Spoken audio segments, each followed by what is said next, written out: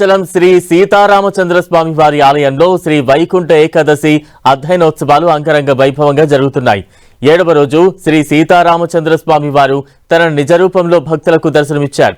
ప్రధాన ఆలయంలోని సీతాలక్ష్మణ సమేత శ్రీరామచంద్ర స్వామి వారిని బేడా మండపం వద్దకు తీసుకువచ్చి నిజరూప అలంకరణ చేసిన అర్చకులు విశేష పూజలు నిర్వహించారు. తిరుప్పావై ప్రవచనాలను పారాయణం చేస్తూ స్వామివారికి ధూపదీప నైవేద్యాలు సమర్పించారు. మధ్యాహ్నం మహానివేదన అనంతరం స్వామివారు అంగరంగ వైభవంగా తిరువీధి సేవకు బయలుదేరారు. మంగళ వాయిద్యాలు, కోలాటం, నృత్యాల, వేదమంత్రాల, భక్తుల శ్రీరామనామ జపాల నడుమ స్వామివారు తిరువీధుల్లో విహరించారు.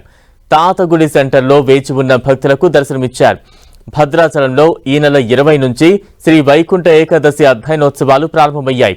ఉత్సవాల్లో భాగంగా స్వామివారు రోజుకు ఓ అవతారంలో భక్తులకు దర్శనమిస్తున్నారు. 7వ రోజు రామావతారంలో భక్తులకు దర్శనమిచ్చారు. ఉత్సవాల సందర్భంగా భద్రాద్రి ఆలయంలో భక్తుల తాకిడి పెరిగింది.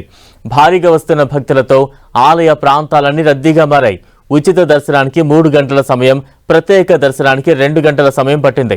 ఉత్సవాల్లో భాగంగా ఈ నెల 29 నుంచి ప్రధాన ఘట్టాలు ప్రారంభం కానున్నాయి. 29న పవిత్ర గోదావరి నదిలో తెప్పోత్సవం వేడుక, 30న ఉత్తర ద్వార దర్శనం వేడుక జరగనుంది. ఈ వేడుకలకు వేలాదిగా వచ్చే భక్తుల కోసం ఆలయ అధికారులు అన్ని ఏర్పాట్లు చేస్తున్నారు.